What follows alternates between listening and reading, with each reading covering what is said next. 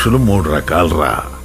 నాసి రకం నీలాంటి వాళ్ళు, రెండోది బోసి రకం, గొట్లెప్పుకుని తిరిగి వాళ్ళు మన వాటర్స్ లాగా,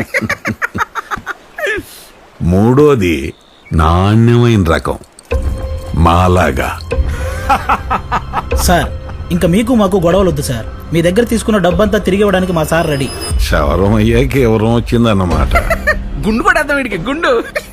అవన్నీ ఎందుకండి, మీ డబ్బులు మీరు తీసుకోండి. ఇచ్చే బీడి మొత్తం 5 కోట్లు. 10 కదరా, 5 కదా. వడ్డీ పాపం పెరిగిపోయినట్టు పెరిగిద్ది కదా. ఇప్పుడు 5 తెచ్చాను, మిగతా 5 మూర్తి గారితో పంపిస్తా.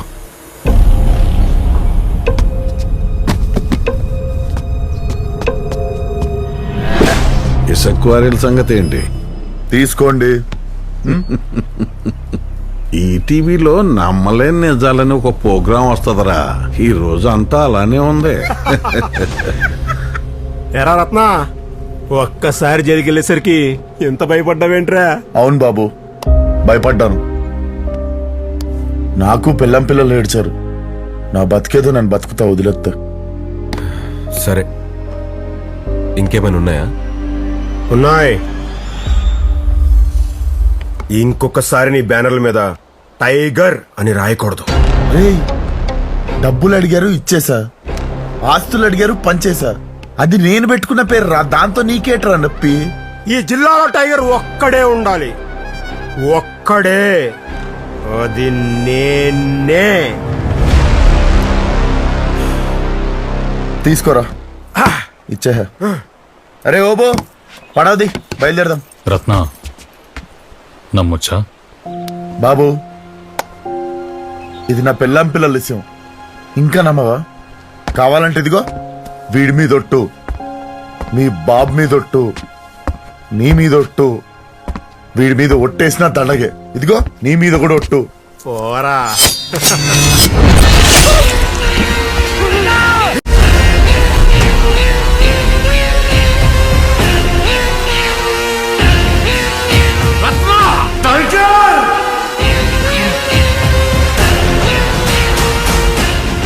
టైగర్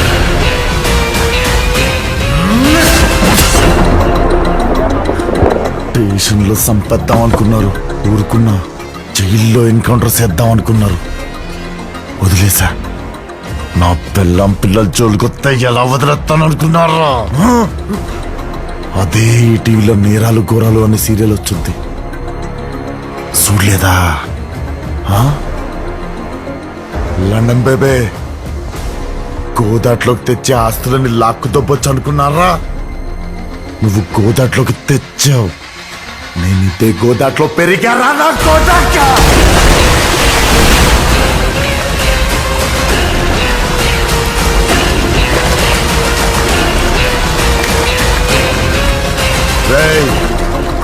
అబ్బా కొడుకులు నా మీద ఏమన్నా కేసు పెడదాం అనుకుంటే సొంత పార్టీ ఎమ్మెల్యేనే చంపేశారని తిరిగి కేసు పెడతా.